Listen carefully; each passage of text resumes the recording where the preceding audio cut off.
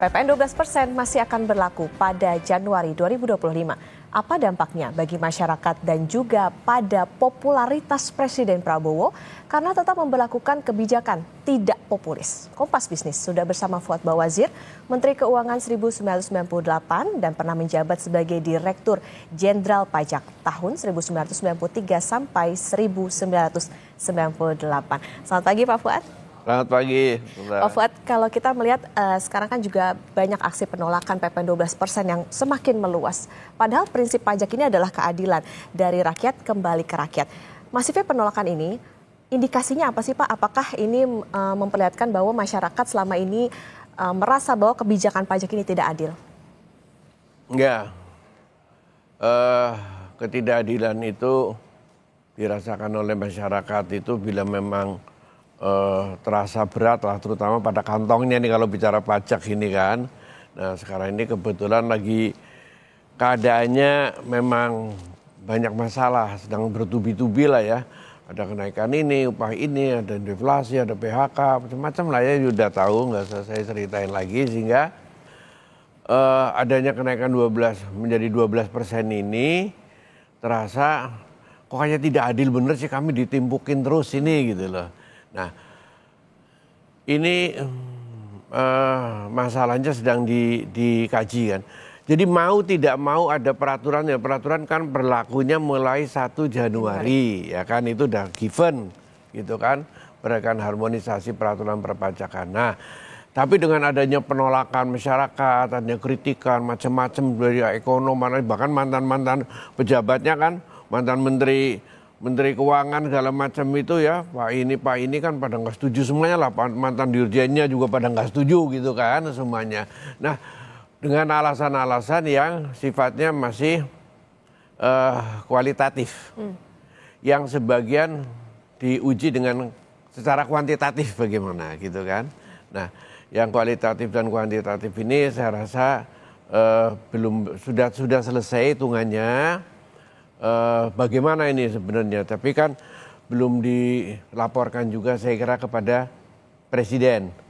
Sehingga Presiden kan sekarang belum berkata apa-apa nih kasarnya kan. Ya emang kalau berlaku ya 1 Januari gitu kan. Tapi nanti ini masih ada waktu, tentunya nanti akan disimpulkan dengan kajian-kajian yang kualitatif tadi dari berbagai macam sumber, yang PHK, ada deflasi, macam-macam lah ya sudah kita. Ini ada analisis ya, penolakan masyarakat segala macam kan, turunnya kelas menengah segala macam itu kan, yang kualitatif itu udah banyak. Dan nanti dengan kuantitatifnya ini disodorkanlah kepada pemerintah, ini loh kira-kira gini, ini kan hasilnya apakah misalnya seimbang apa tidak, kira-kira 75 triliun. Nah ini alternatifnya misalnya apakah bisa diambilin dari yang lain, dari cara teknik pajak yang lain kan masih berbagai macam cara gitu loh. Nah itulah nanti saya rasa ya mungkin dalam minggu ini atau 1-2 hari ini dan mungkin akan ditetapkan juga saya rasa. Ya ini tentunya kita masih menunggu bagaimana rakortas dengan Presiden Prabowo Subianto ya Pak ya, soal bagaimana kebijakannya, termasuk juga apa ya rencana adanya jaring pengaman sosialnya terutama untuk kelas menengah terutama. Iya bantalannya itu harus jelas gitu. Di tengah situasi tadi kalau Pak Fuad bilang masalah bertubi-tubi, tentunya merasa tidak adil bahwa rakyat kayaknya kok dibebak belurin terus nih dengan PPN yang bertambah ini. Pak Fuad, penerimaan negara ini bisa bertambah antara 70 triliun dengan PPN 12%. Apakah nilai ini cukup signifikan kalau dibandingkan dengan tadi dampak yang ditimbulkan pada masyarakat dengan adanya kenaikan PPN ini? Ya itu memang relatif sekali, makanya 75 ini apakah ya satu alternatif itu tadi kalau PPN diterapkan. Kedua, mungkin juga dengan cara menghilangkan fasilitas yang lain. Itu bagaimana? Misalnya ada yang menarik ya, dari industri perusahaan makanan minuman itu yang banyak juga memberikan keluhan kan. Dia mengatakan ini kalau udah ada kena ini, kalau kena ini lagi maka saya terpaksa menaikkannya 50%. Karena apa? Banyak barang yang kemasan itu kan hanya 1.000 perak. Karena udah lama banget 1.000 perak dan ini sudah ditahan terus gitu kan. Ini karena naiknya jadi 1.500. gitu loh. Nah ini kan jadi 50% kenaikan kan. Nah itu bagaimana gitu kan, mau nggak mau akan ke sana gitu loh.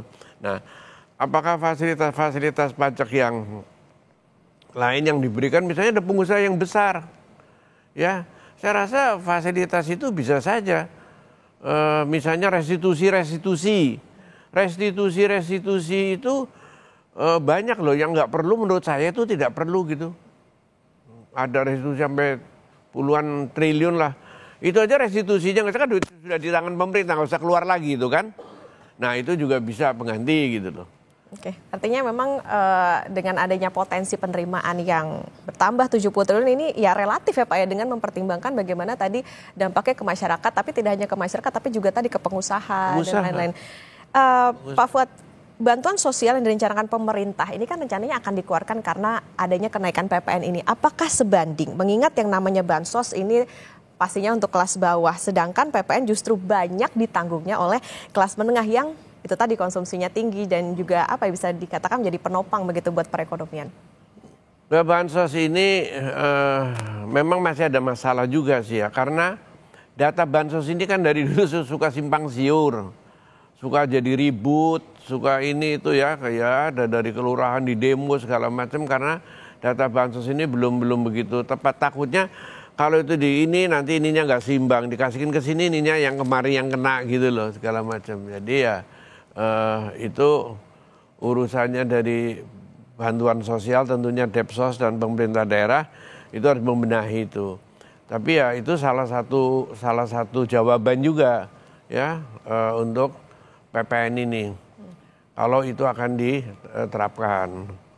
Tapi sekali lagi nanti kan kembali kepada keputusan dari pemerintah ya, yang akan diputuskan dalam mungkin 1-2 hari ini ya.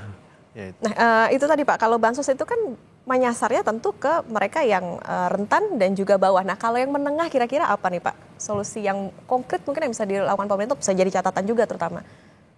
Ya kalau yang menengah ya memang sudah tidak kelihatan ada solusinya ya, terus terang aja. Karena kelompok-kelompok ini juga harus diperhatikan karena menurunnya macam-macam tabungan segala macam itu juga harus diperhatikan.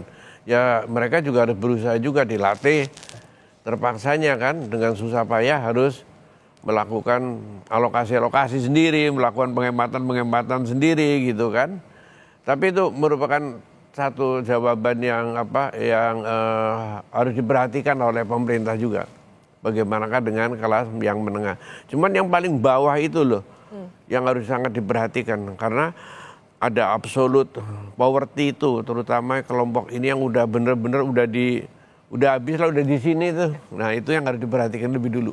Oke, artinya harus ada jaring pengaman, tapi di satu sisi harus perhatikan juga nih kelas menengah, karena tadi apa sebetulnya rentan juga nih yang kelas menengah yang di batas antara miskin dan rentan itu tadi.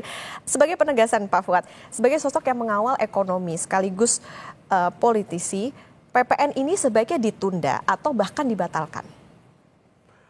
Bagi saya begini, jawaban yang resmi, yang potensi nanti tentu menunggu dari jawaban pemerintah ya.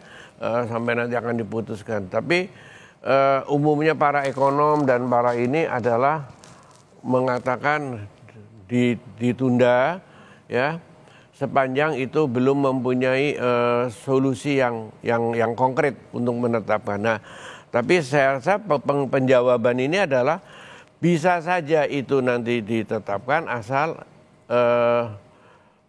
ada solusi-solusi yang konkret setelah nanti diumumkan ya.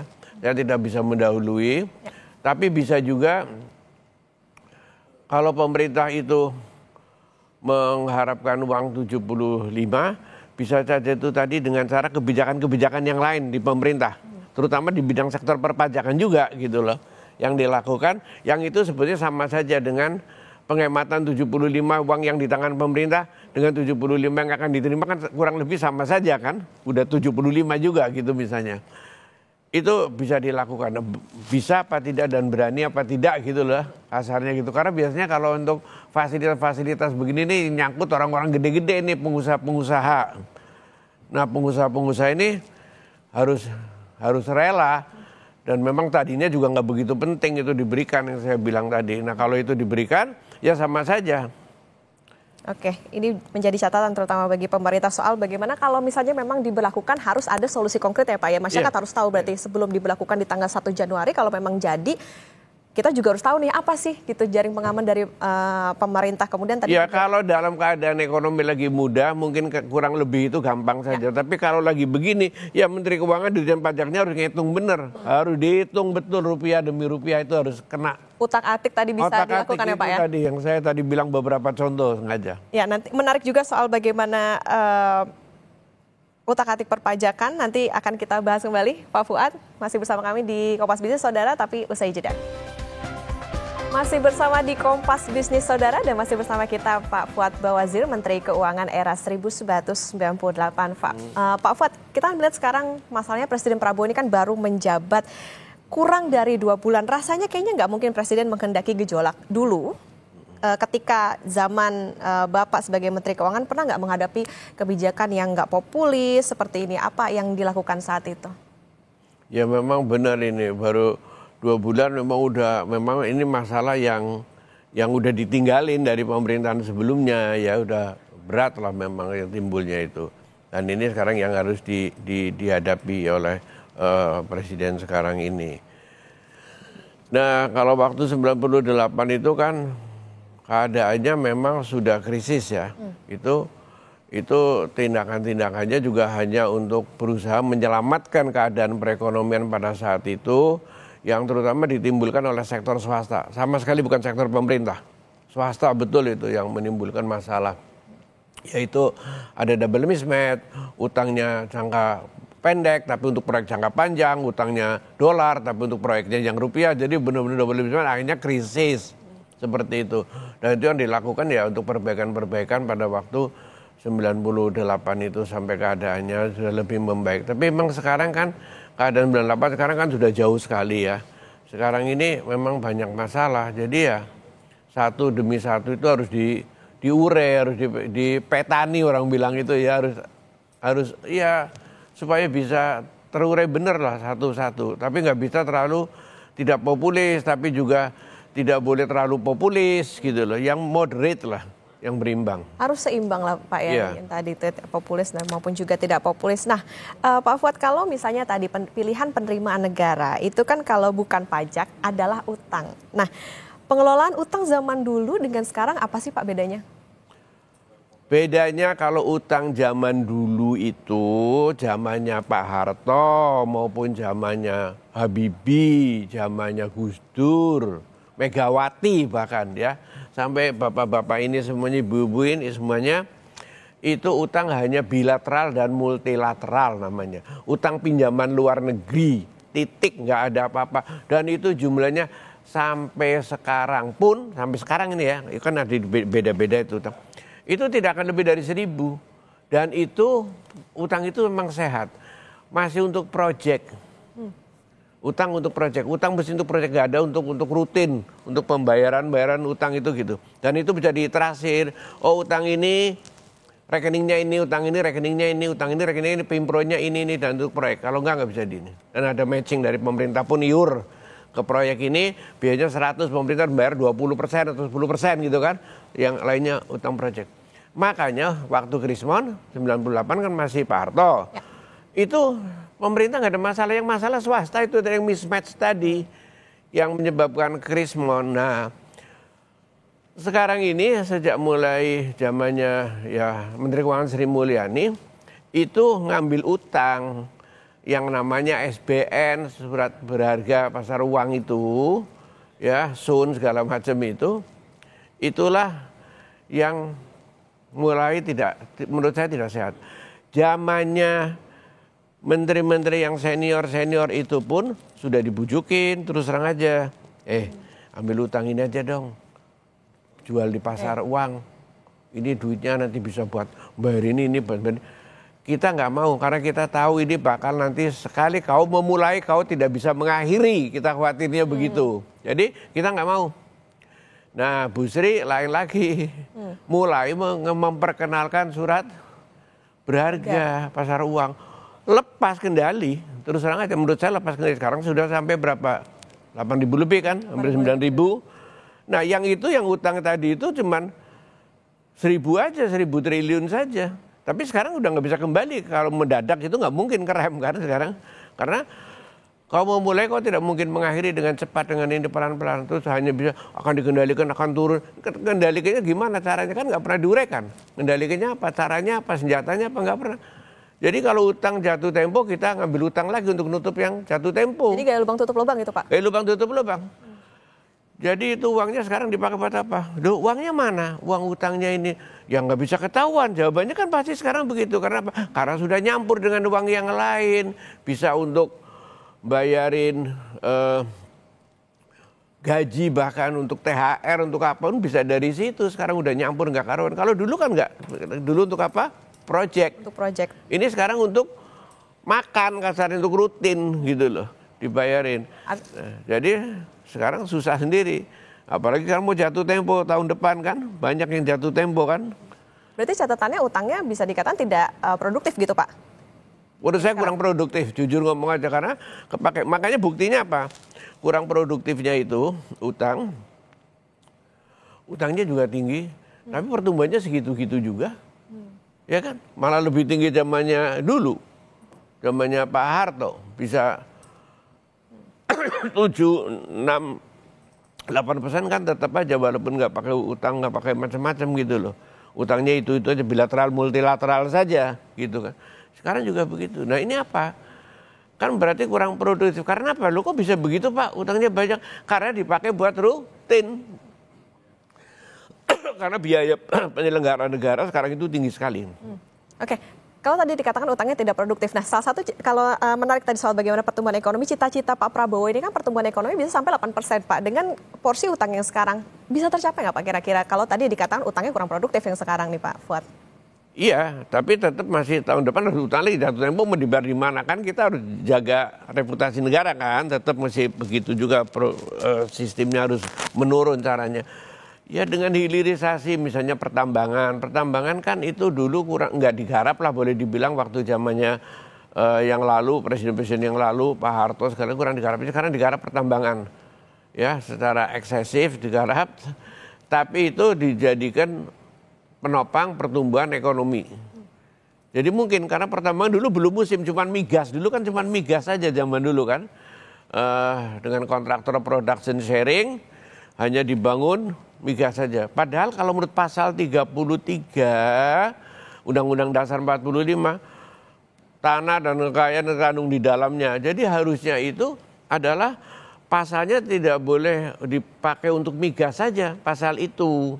Yaitu migas bagi 65% pemerintah, 30% swastanya gitu kan. Apa 15%, 85% gitu. Nah, sekarang itu harusnya berlaku semuanya. Kalau menurut saya ya berlaku baik ya sawitnya, tambangnya apa semuanya udah swasta kamu ngerjain, ini kan haknya rakyat, haknya negara. Kamu ngerjain ya dibayar saja itu, kamu dapat fee-nya lah kasarnya gitu. 15%, bukannya nyerokin dari tanah tuh merasa kaya raya hebat segala macam. Apa itu? Menurut saya kan nggak bener itu terus terang aja. Cuman dulu tidak sempat digarap undang-undangnya. Tapi pasalnya Undang-Undang Dasar 45 itu ada. Ya. Jadi harus berlaku seluruhnya. Harus berlaku seluruhnya. Pak Fuad, menarik kalau kita melihat bagaimana di segmen sebelumnya Pak Fuad sempat menyinggung soal bagaimana pengampunan pajak untuk orang kaya nih Pak. Nah, masalahnya saat PPN berjalan, PPN-nya nambah 12%. Ini tentu tadi catatannya adalah bisa menekan bagaimana kelompok menengah sampai ke rentan tadi. Teks amnesti atau pengampunan pajak justru masuk prolegnas prioritas 2025. Apakah ini nggak menjadi sebuah ironi dan bukankah justru mempengaruhi popularitas dan kepercayaan publik pada Presiden Prabowo? Iya, memang tidak begitu lazim di mana-mana di dunia itu juga kurang lazim ada teks amnesti bolak-balik gitu ya kan. Orang juga nanti pikir ini nggak bayar pajak nanti. Dan teks amnesti itu pasti bukan orang kecil yang menikmati. Orang kecil itu nggak ada kepentingannya dengan teks amnesti. Mesti orang-orang yang gede-gede yang punya duit, punya macam-macam teks amnesti gitu loh. Nah, kalau dilakukan itu pun harus super hati-hati dan tidak boleh terlalu sering. Karena dulu itu teks amnestinya terus saja kurang berhasil. Menurut saya itu kurang berhasil. Ya kan? Ternyata tidak berhasil dan mempengaruhi teks rasio yang sekarang ini rendah itu sedikit banyak itu akibat dari teks amnesti yang dulu. Teks amnesti yang kemarin itu lain dengan teks amnesti 84 itu ada teks amnesti loh ya. Teks amnesti 84 itu kan dari dulu tuh official assessment terus diubah menjadi self assessment, itu perubahan yang sangat drastis. Ya, dari sistem perpajakan itu diberlakukan pengampunan pajak. Itu jadi ada alasannya. Orang suruh melaporkan sendiri itu hartanya dari tadinya ditetapkan oleh negara. Nah, itu ada alasan. Nah, sekarang ini harus cari alasan yang tepat. Dan sekali ini tanggal amnesti ya nantilah kapan tahun, berapa puluh tahun lagi baru ada teks amnesti gitu loh. Kalau teks amnesti lagi orang ya bilang lah apaan kalau itu dibilang, gitu. Kalau dibilang harus hati-hati berarti pertimbangannya apa Pak ketika mengeluarkan teks amnesti? Apakah sekarang saat yang tepat untuk mengeluarkan teks amnesti bahkan masuk ke Prolegnas 2025? Saya tidak tahu itu apa tepat apa tidak, mesti dikaji dulu benar. Untuk dikaji benar kalau teks amnesti harus hati-hati. Tidak boleh sembarangan. Untuk teks amnesti harus dikaji. Jangan cuman ini kayaknya kekayaan ini ya. Ini nggak boleh begitu. Harus. Dan saya kira Pak Prabowo akan teliti soalnya. Harus hati-hati dan juga harus teliti. Pak Fuad, 7 kementerian minta tambahan anggaran di saat penerimaan negara juga lagi seret. Nah, logis nggak Pak permintaan ini? Lebih bagus menghemat yang sekarang. Lebih bagus menghemat yang sekarang. Menghemat yang sekarang itu jangan terlalu membebani Direktorat Jenderal Pajak, Kementerian Keuangan ya. Yang sekarang ini dihemat, coba itu pengeluaran itu terus terang aja itu bocornya masih banyak. Masih. Kalau itu saja kalau itu dihemat tuh kemudian dikembangkan ke yang lain itu masih bisa, saya yakin bisa. Itu. Nggak usah nambah-nambah aja begitu gampang, nggak boleh. Oke, ditambah sekarang ada kebijakan populis salah satunya makan bergizi gratis ini ya Pak ya? Iya itu kan bergizi kekaruan lah, itu ada memberikan kepada rakyat bantuan kan. Tapi ini pengeluaran itu kan untuk pembelian ini itu segala macam. Makanya orang kan juga bilang pemerintah kalau beli itu ciri khasnya apa? Mahal banget. Kalau menjual murah banget kayak gitu kan, nggak kayak swasta gitu kan. Nah itu di semua tempat. Beli ini aja misalnya 100 jadi 500 gitu kan. Nggak boleh begitu. Itu aja dihemat. Belajar semuanya menghemat. Oke. Pak Fuad, kalau misalnya PPN 12% atau naik ini jadi diberlakukan pada Januari 2025. Apa sih hard landing atau smooth landing oleh Bansos ini? Dengan adanya Bansos, hard landing apa smooth landing kira-kira? Ya kalau ada bansos tentunya ya smooth landing lah ya. Kalau ada bansosnya itu diberikan benar-benar kepada masyarakat yang tepat sasaran. Nah, makanya itu tadi saya ada pesan kan datanya supaya diperbaiki datanya, maaf ngomong ya, jangan dipolitisasi untuk kepentingan yang selain tujuan bansos itu. Di saat yang sama ada pembatasan subsidi, ini gimana nih Pak catatannya untuk pemerintah?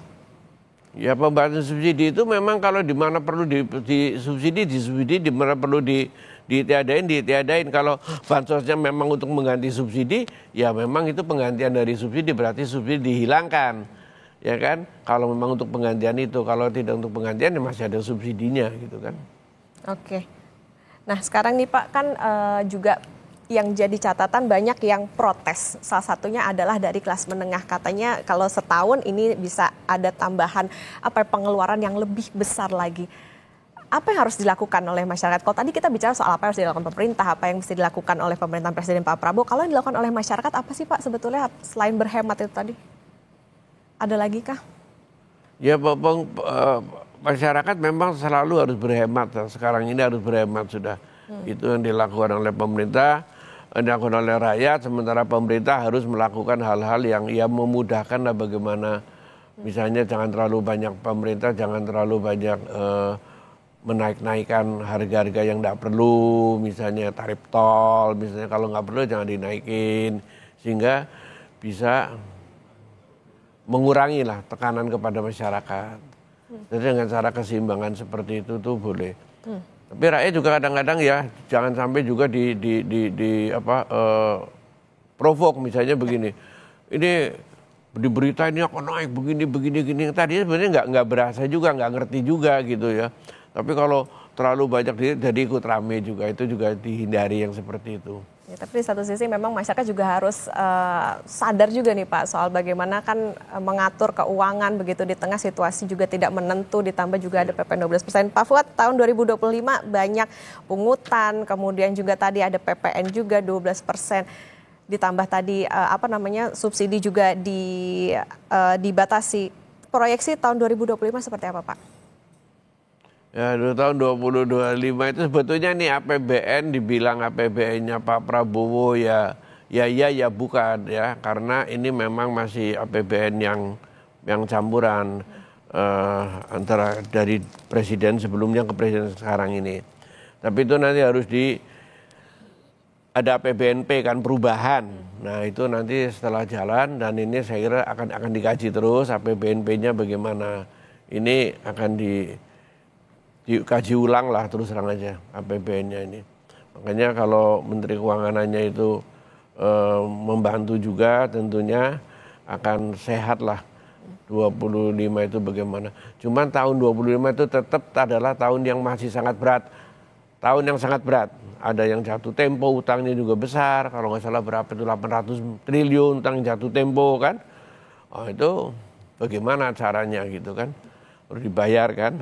Makanya itu dengan cara narik utang baru kan. Nah, hal-hal seperti ini terus terang aja masih dalam pengkajian yang luar biasa sekarang ini. Timnya itu kerja siang malam untuk ini. Sampai nanti mungkin baru akan diumumin pada waktunya udah tepat lah Januari barangkali itu ya. Tahun 2025 tahun yang berat, masyarakat juga udah mulai nih dengan adanya PPN 12% mulai frugal living nih Pak, salah satunya juga dengan makan tabungan. Akan berlanjut lagi nggak nih fenomena ini? Ya memang sudah menurun kan tabungannya, kalau kelompok-kelompok menengah terus akan menurun kan, akan menurun terus. Nah itu jangan sampai berlanjut lagi lah. Nanti tahun 25 itu mudah-mudahan bisa terhenti. Nah ini kan tergantung juga salah satunya itu tadi PPN yang belum diputus tadi kan. Oke, berarti memang ini menjadi catatan juga bagi pemerintah bahwa bisa aja tadi fenomena makan tabungan berlanjut, ditambah juga dengan adanya PPN. Kemudian tadi kalau pemerintah ini harus diperhatikan bagaimana utang yang sudah jatuh tempo. Ini nanti tentu kita akan tunggu bagaimana kebijakan selanjutnya, apakah PPN 12% ini, karena sekarang masih belum diumumkan ya Pak ya soal bagaimana diberlakukan atau tidak. Dan nanti jaring pengaman sosialnya gimana nih dari pemerintah dengan pemberlakuan PPN 12%. Terima kasih Pak Fuad Bawazir, Menteri Keuangan tahun 1998 sudah bersama di Kompas Bisnis. Sehat selalu Pak Fuad.